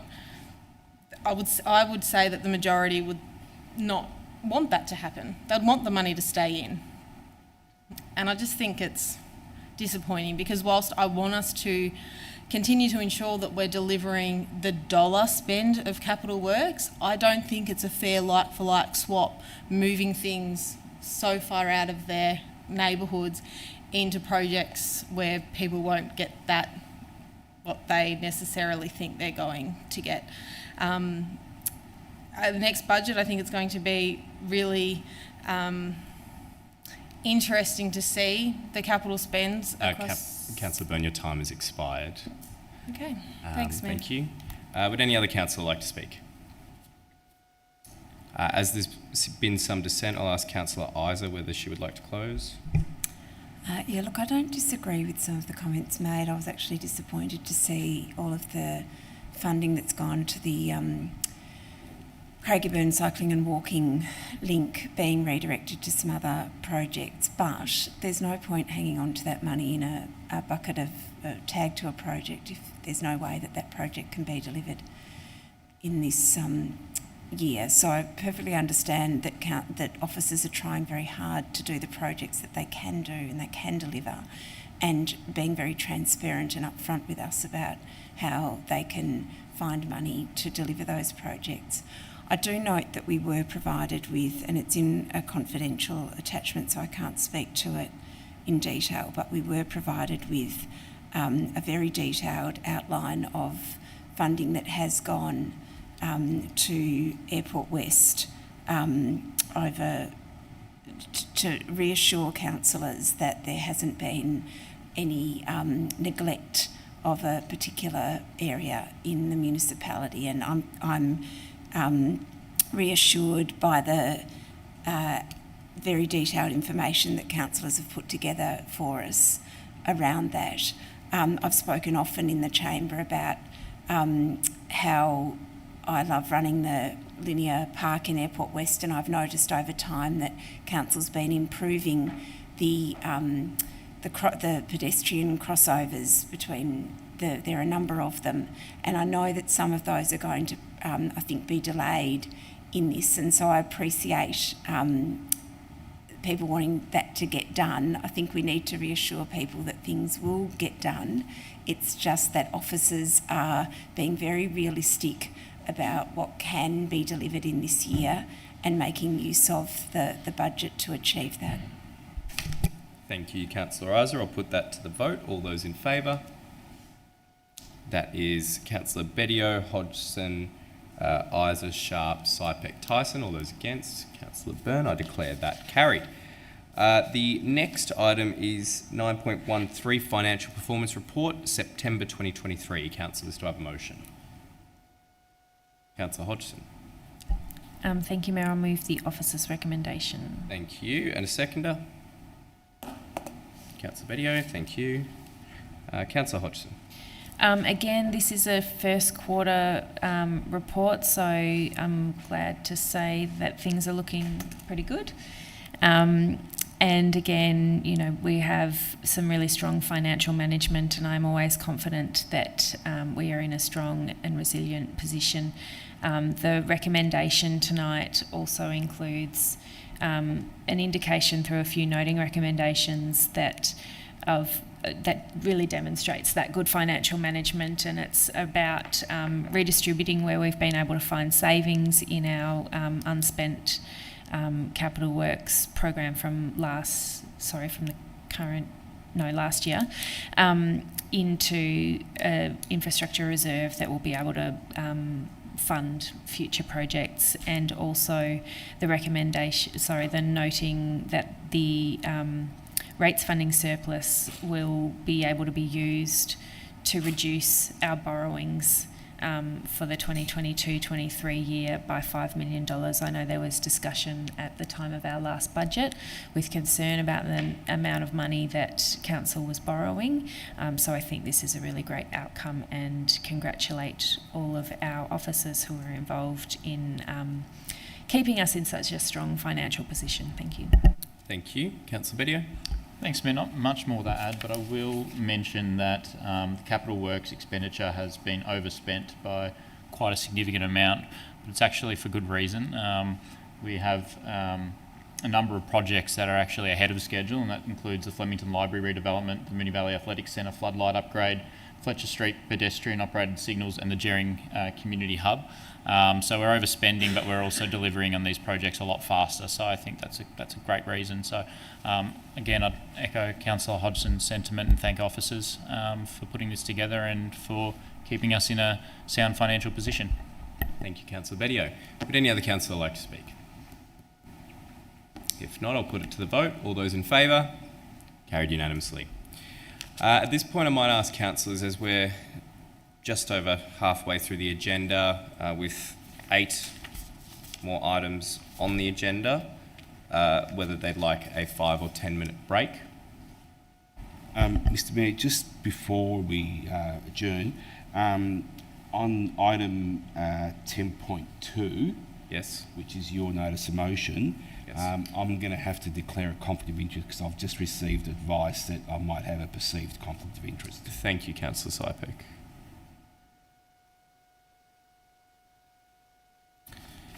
Councillor's going to get a general indication whether you'd like a break or not.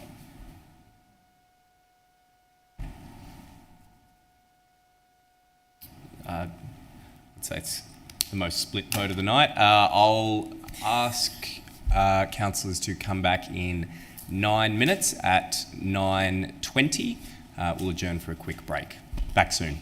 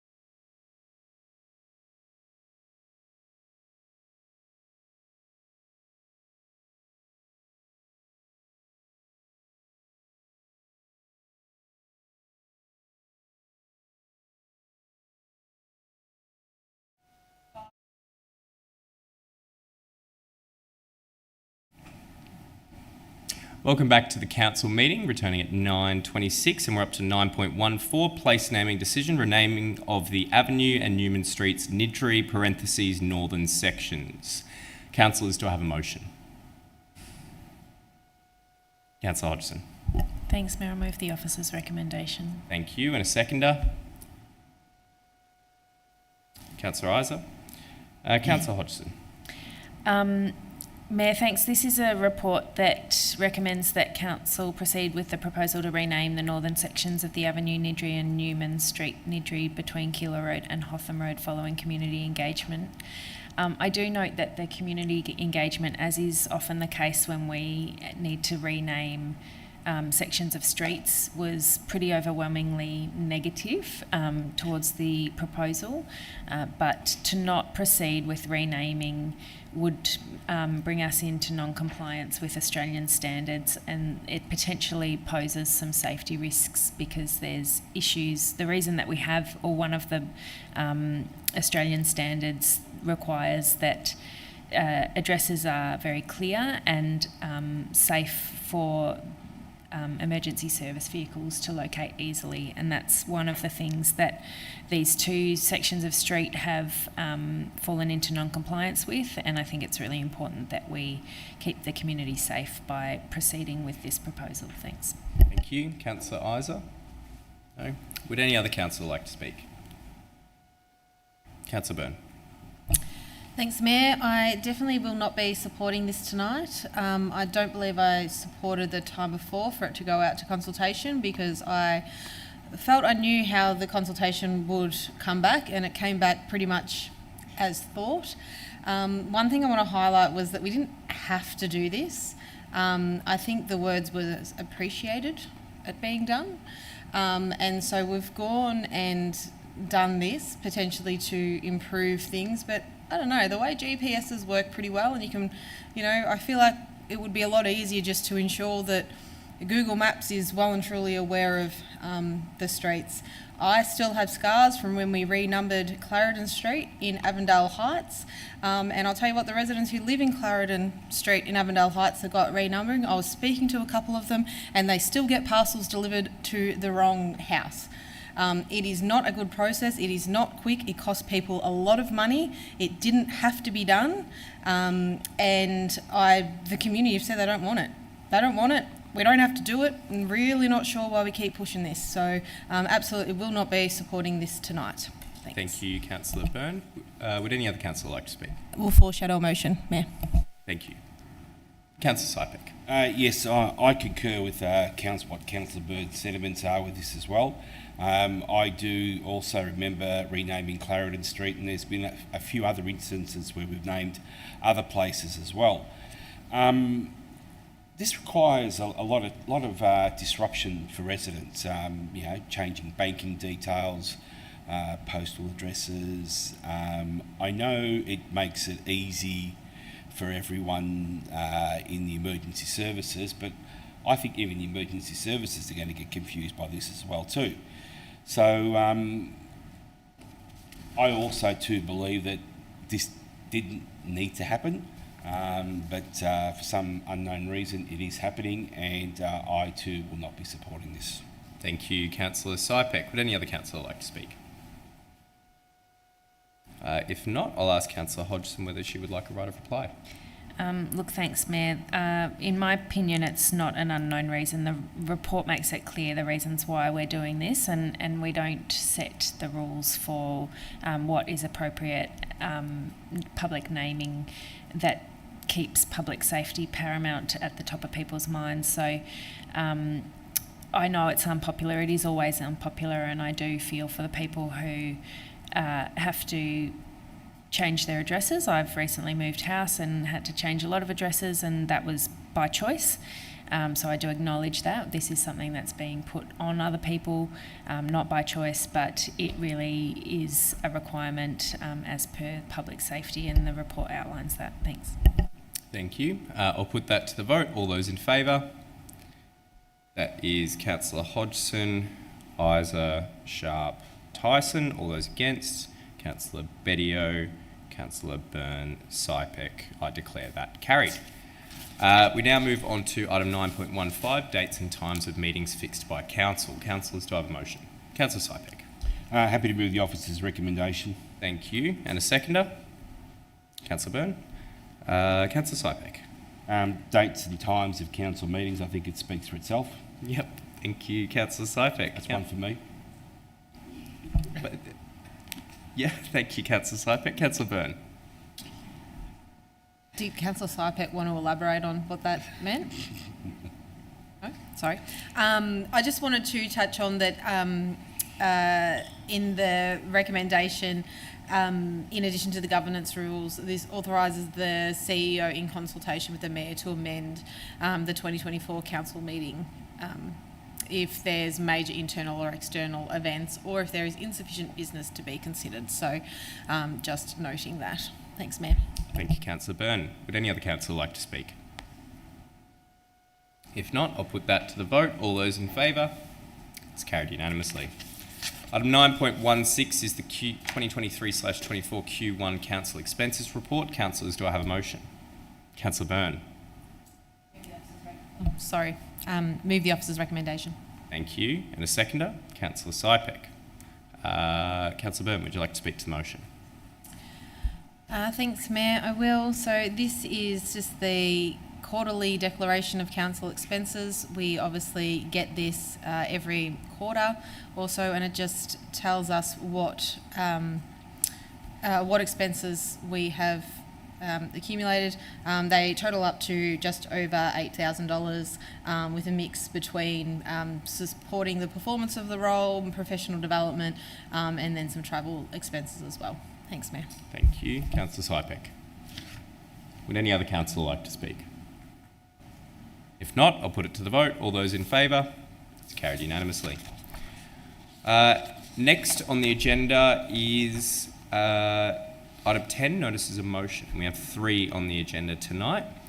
10.1, I'll call on Councillor Isa to present her notice of motion, titled Notice of Motion number 2023/44, Christmas Day Brunch for Vulnerable Community Members.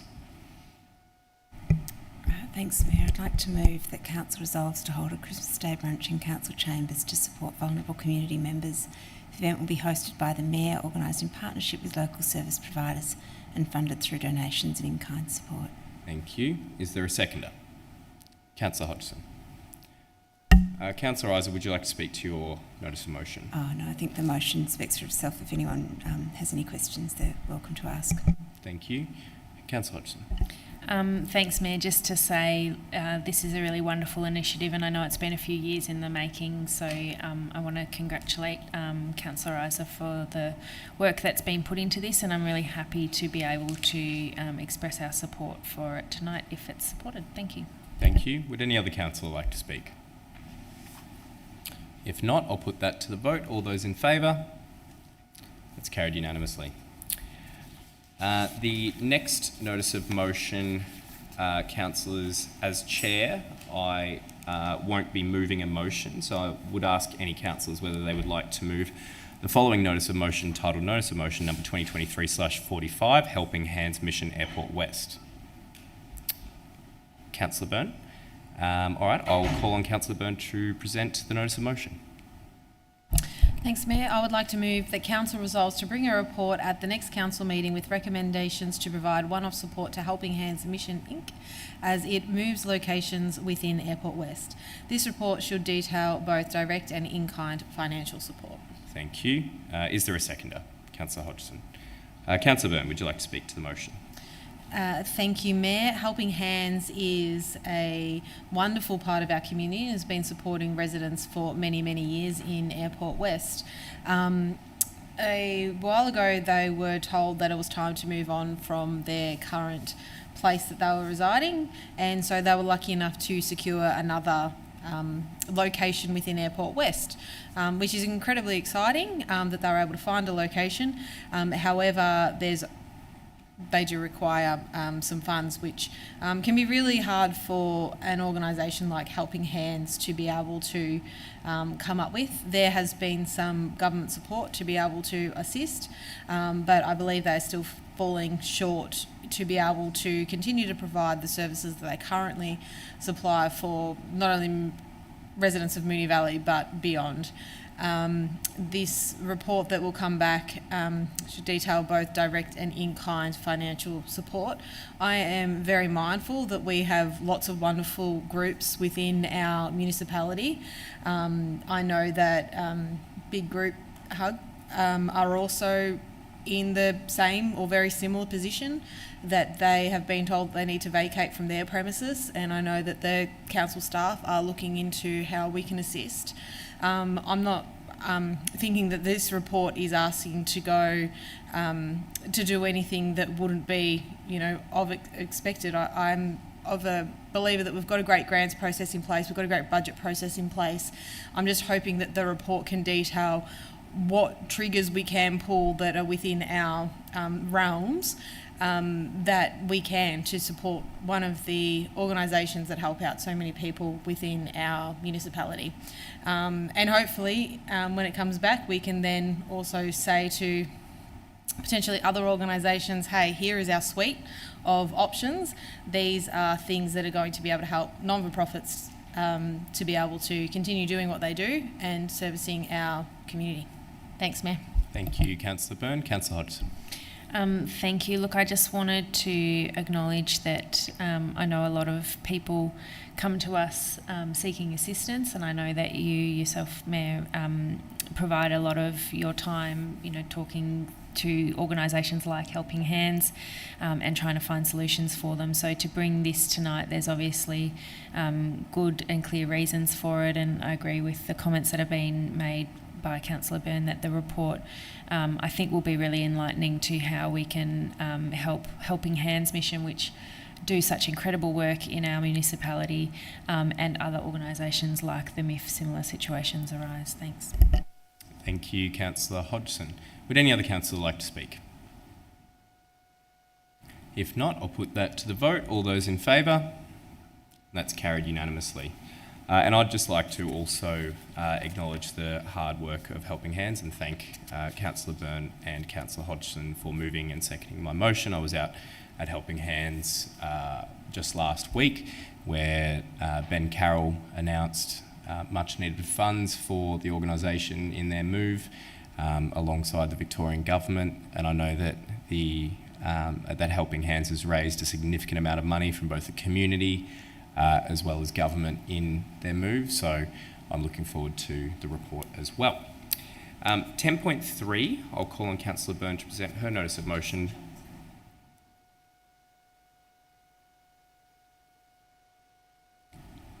I'll ask Councillor Byrne to present her notice of motion, titled Notice of Motion number 2023/46, Avondale Heights Community Garden Matter.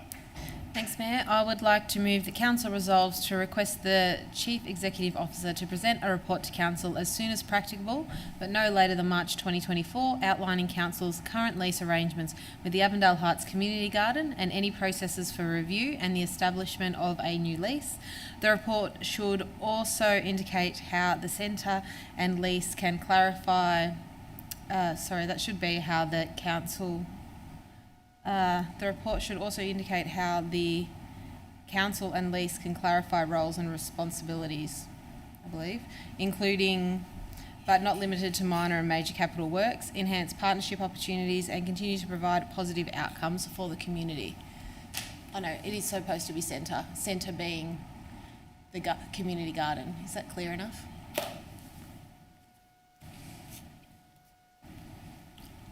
I might just ask whether you can clarify that word maybe with the organisation, just so it makes sense. The report should also indicate how the garden. Okay, I'm happy with organisation. That's going to help. How the organisation? Yeah. Thank you. That makes sense. Thank you. Is there a seconder? Councillor Sypeck. Councillor Byrne. Thanks, Mayor. We do have a few things that currently are in lease overholding, and the Avondale Heights Community Garden is one that is in that space at the moment.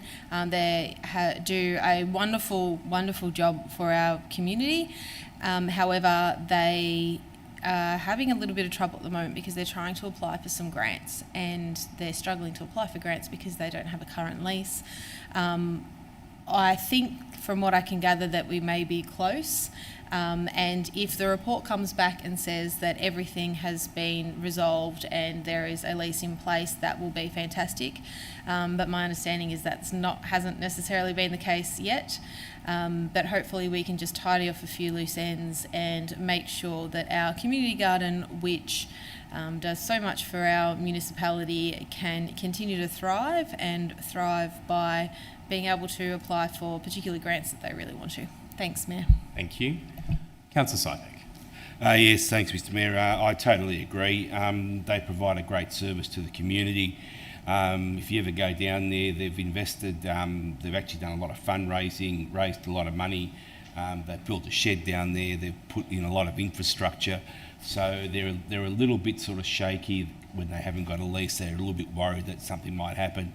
I find it very difficult to see what else we could do there except for having a community garden, because this is one of these Burley Griffith designed properties where a lot of houses back into it. There's only sort of like one lane coming in, so it's ideal for what it's actually used for. So I'm more than happy to expedite a lease for the Avondale Heights Community Garden. Thank you. Thank you, Councillor Sypek. Would any other councillor like to speak? If not, I'll put it to the vote. All those in favour? Carried unanimously. The next item on the agenda is 11, urgent business. Councillors, do we have any urgent business? Item 12 is confidential reports. We have 2 on the agenda tonight. Councillors need a mover and seconder.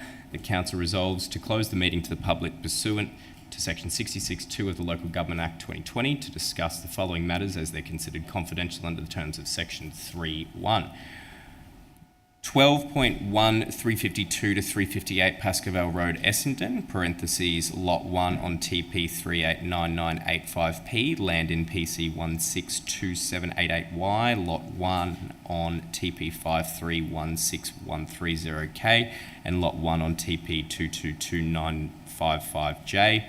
Construction of a multi-storey mixed-use development and reduction in car parking requirements, Section 87A Amendment, contains confidential information relating to legal privileged information, being information to which legal, professional privilege or client legal privilege applies, as it discusses confidential matters from a VCAT compulsory hearing. And 12.2, endorsement of temporary increase to Chief Executive Officer's delegation, delivery of 2023/24 Capital Works Program, contains confidential information relating to council business information, being information that would prejudice the council's position in commercial negotiations if prematurely released, as it contains confidential commercial information. Moved, Councillor Sypek, seconded Councillor Hodgson. I'll put that to the vote. All those in favour? That's carried unanimously. That's where we end the night with the members of the public who have joined us both in the gallery and online. Thank you very much for joining us on this very lengthy last meeting of the year. Have a Merry Christmas, a Happy Hanukkah, or if you celebrate neither, please just enjoy the break. It's been an absolute pleasure working for and with you this year. Please get in contact with any of your councillors or myself if we can assist, and have a Merry Christmas and a Happy New Year. Thanks for joining us.